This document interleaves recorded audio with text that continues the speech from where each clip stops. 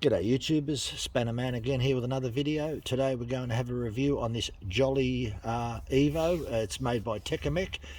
Chainsaw electric grinder. It's a probably middle of the range. It's not the highest, it's not the lowest. So we'll go over a few things. The first thing I did was remove the side cover off this unit. That's just a side cover there.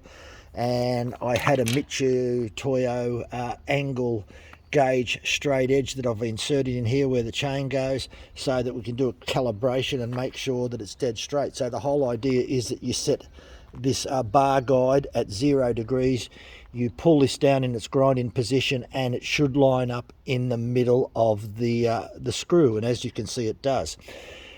So if this wheel reduces in diameter by about 10 mil, you will find out that we have to pull this handle down more. Now if we go up 10 millimeters, which is about there, you can see that more of the nut is on the right hand side. So as we come down, like if we have a look there, the nut's on the right hand side of the ruler, and as we come down it moves to the left. So if we were to come down another 10 millimeters, then you'll find out that the nut will be on this side, the left side, but that can be adjusted through the compensator. So you can move this backwards and forwards. So to put it back into the 0 position, just get it right back on the 0. And this is also used for 10 degrees downward tilt. Now on the more expensive models, like you can actually have the tilt built in here as well as have this offset. So you can use this just for offset, but you can still use this as tilt. So anyway, that's just a calibration. So that's just a matter, take that back out. And now it's ready. Now the Tecomec actually comes with 3 grinding wheels. You've got your 3.2 millimeter, you got your 4.7 millimeter, and you got your 6 millimeter wheel. Now the Tecomec wheels are very fine wheels. They're very well balanced. They don't get virtually any wheel wobble. There is some there, but like all wheels, you always get a certain amount. So they're very well balanced. Because they're so fine, I'd say they're probably at least 80 grit. It is very, very easy to blue the metal. That's what I've noticed. They leave a beautiful finish, but they tend to burn very easily. So I use a different type of wheel. I use a wheel that's made by Kinik. Now you zoom in there, that's the website if anyone's interested, www.kinik.com.tw. Look, they manufacture these wheels all over the world. It's probably about 60 grit, so it doesn't blue the steel as bad. So yeah, very good wheels. That's what I use. As I said, I got nothing against the original wheels from Tecomec, except that they're very easy to blue the metal. So okay, let's go over some of the features. So if we come to the front, we might be able to see it a little bit better.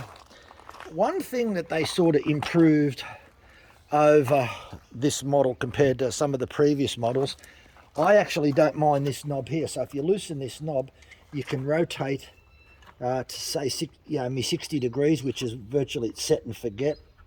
And it's a fairly large scale we've got there. So if we have a look at the scale, we'll try and zoom in a bit. So the scale goes from 90, 80, 70, 60, 50, 40. Fairly large scale there. And that's your marker. Marked it in black text so you can see it. So I really do like that, because the older ones on the Oregon used to have the knob at the back. Now the other knob that they've got on this is a little bit different, is this knob here. So this is the knob that sets your cutter depth. On the older type Oregon ones, that used to be a mechanism that was set up the top there, and you used to adjust your adjusting knot here. So they decided to put it down here. Look, if you're setting up, you need to come in from the side. That's your lock nut, and you can adjust it that way. A little bit more fiddly, but you do actually get used to it. Okay, so that's that adjustment there to set your depth.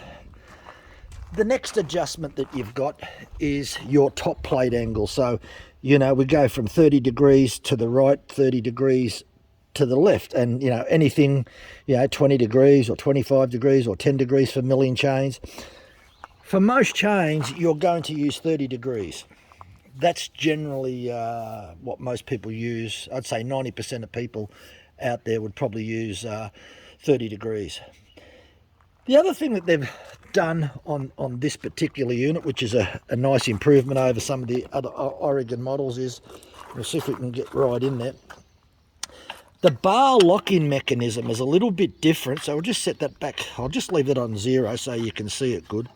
What they've done, they've put this little mechanism in here, so the cam actually pulls this unit over this way so that both these rails simultaneously close. I think you can see that.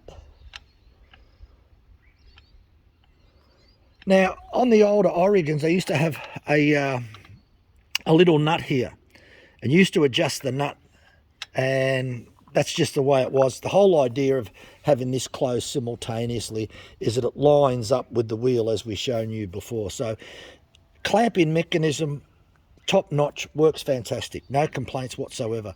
Also, the adjusting knob underneath, the little black knob underneath here, this locks the table, so the table slides backwards and forwards. We'll get into that in a minute, as well as the rotation for your top plate.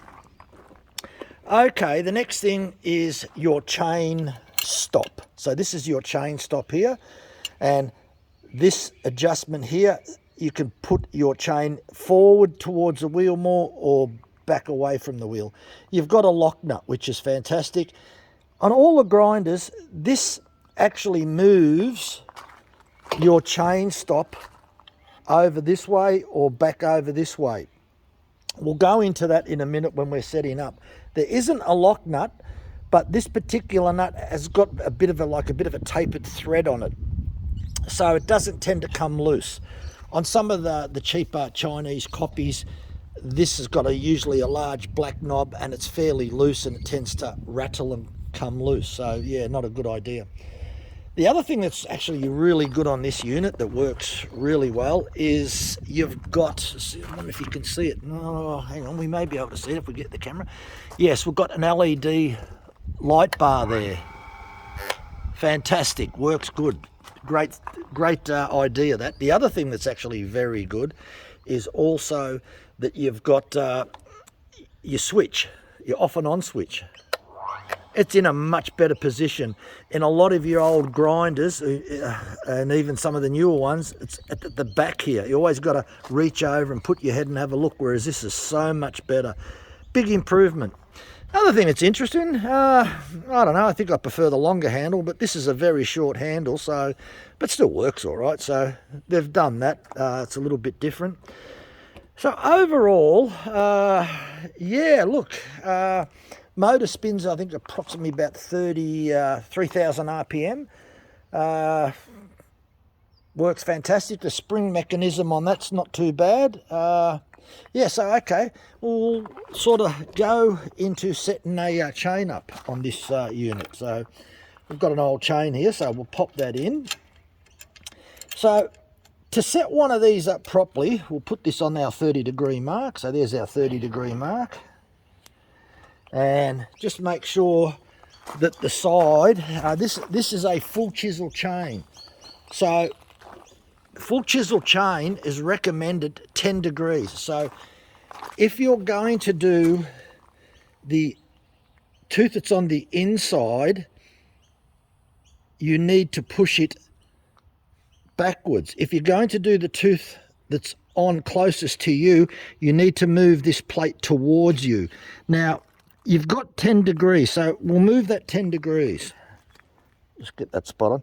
Now, the other thing is, it's up to you whether you use 10 degrees. Some people may want to use 5 degrees or 7 degrees. I guess that's one of the best parts about having this variable rather than the older Oregon ones that just go tilt forwards or tilt backwards.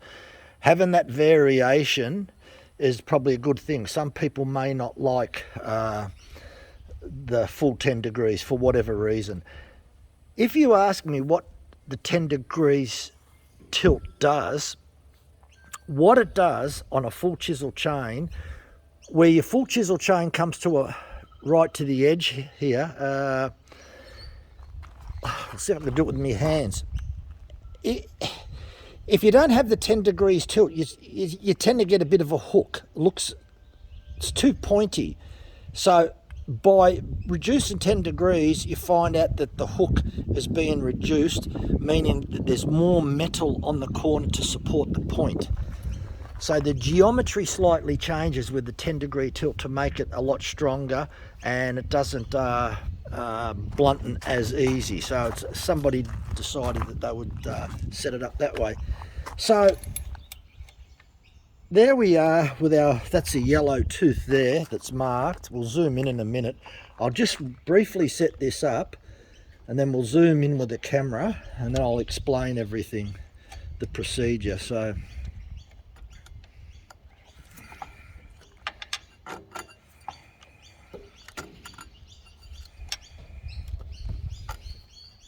okay, so now that that's set up, so now I'll go into some detail what I just did briefly.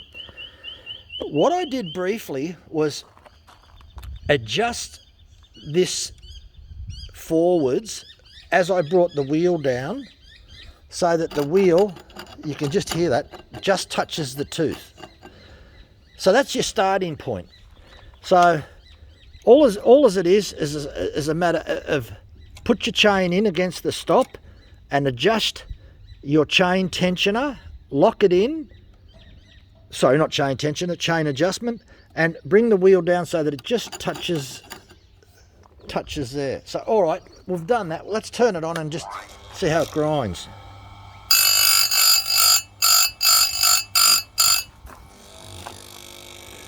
Just a little bit more.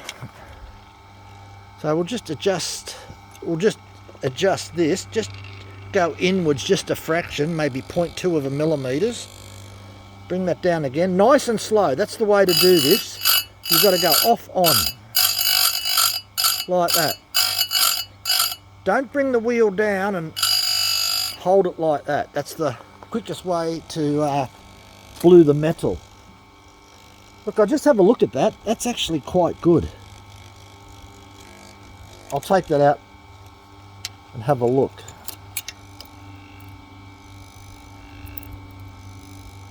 Yeah, that's perfect. So then it's just a matter of proceeding to do the next tooth, which will be this one here.